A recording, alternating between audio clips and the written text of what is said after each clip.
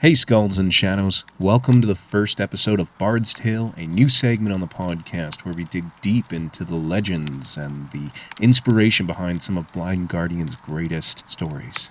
Now the first episode is the first part of a mini-series dedicated to the concepts of Beyond the Red Mirror, and in it we will discuss the characters and scenario, but keep your eye out for the future episodes where we discuss the events of the album. So I hope you enjoy it. This one will take a much more immersive approach in storytelling. So let me know what you think. And if you have a question of one of our guests upcoming on the podcast, or you want to learn more about us, check us over on Facebook. Without further ado, the ninth wave is upon us.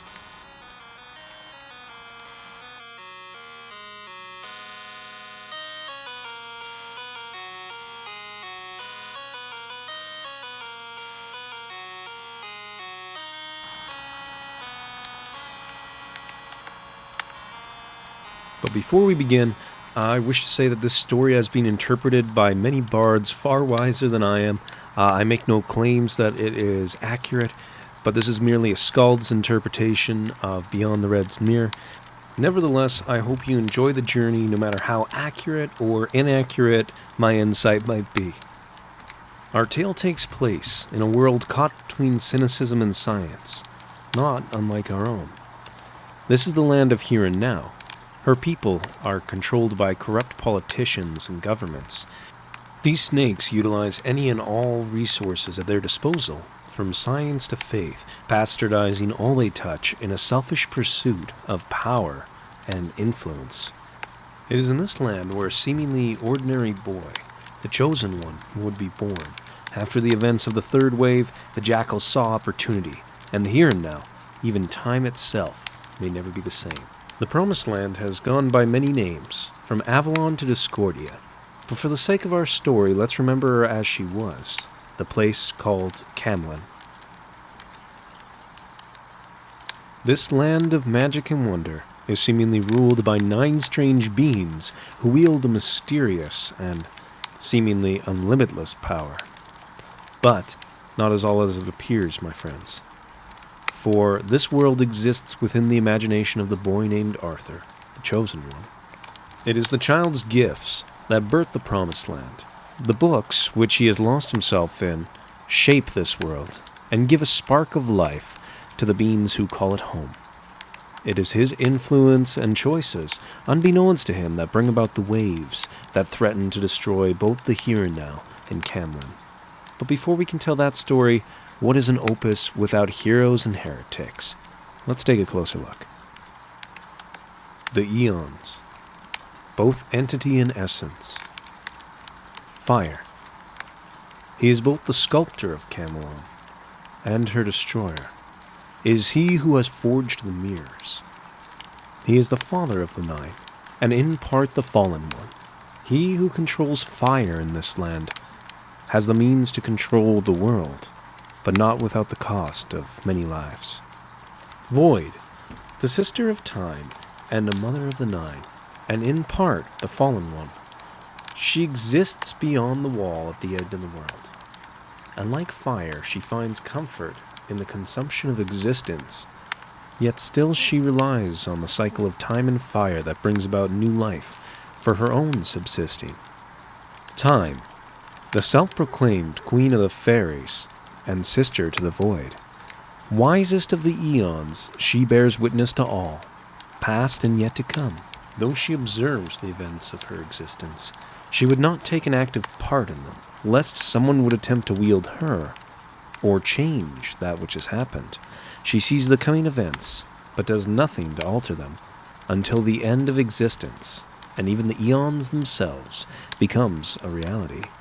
She fears her nephew the Fallen One, and what his actions, however necessary to others they may seem, might bring. Space. He who inhabits the mirrors, serving both as their voice and as passage to those who travel between them. Space exists outside the mirrors, yet between them as well. He does not inhabit the Promised Land, nor the here and now. Fear. He is the final and youngest of the Aeons, or perhaps he merely hid his presence until now. In either case, though not served in the same way as the others, he becomes prevalent in Discordia. The Nine, would-be rulers of Camlan, and wielders of strange arcane magics. Despite being born after the world's creation, they are mistaken by Camlan's people as gods. And though they may lack the resources of the Aeons, they are aware of how to get such power, and would risk anything to do it. For the meantime, they are content with maintaining their illusion, each having taken a moniker of an animal in order to disguise their true selves. Though the Nine have hidden themselves from the Chronicles, 5 are indisputable. The Crow, would-be leader and conspirator of the Nine, manipulating them at every turn. The Hare, a murderer and colluder. The Fox, a greedy opportunist. And the Toad, the betrayer. There is another, the Bear. But the hour is still too early yet for his story, my friends. So let us return to the here and now, where men and women of the highest power assume control. The Bards have dubbed these jackals the technocrats. Their lust for power seemingly has no end, and after the events of the Third Wave, they seize the magic of Camelot and use it to their own selfish gain. We come at last to the bridge between these two worlds.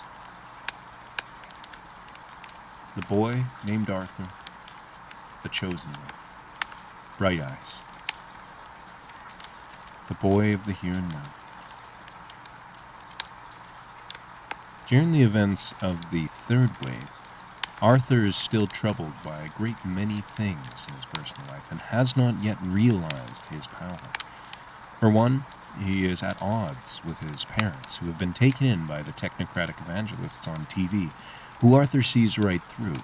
Though, shockingly, his faith would not be lost to this, it does trouble him deeply, and he is blinded by a fear of life. His relationship with his parents has left a deep void within his heart, and the fires of resentment burn deeply. Time itself is his enemy, for if he was older, perhaps he could influence the world around him. He feels trapped and desires an escape and a release from the here and now. He finds this release in his newfound love, literature. From the Arthurian legends to Alice in Wonderland, Arthur becomes completely lost in these worlds of his own imagination. Unbeknownst to him, this would give birth to Camlan and the beings who call it home. Each story he absorbs becomes part of its mythos. It has a direct effect on the other world, unbeknownst to him. However, among all these characters that have absorbed his imagination, one stands out as a particular influence over the chosen one. The king called Arthur, whom the boy respects, both in virtues and ideals. Unbeknownst to him, these characteristics, which he sees in himself, would give birth to the most noble and respected of the Nine, the being known as the Bear. The Bear represents a direct reflection of the chosen one. Mainly, all his best qualities, from his honesty to his integrity, the Bear stands for the morality of the chosen one, and is no longer content with this web of deception that the Nine have chosen. For this he would pay dearly.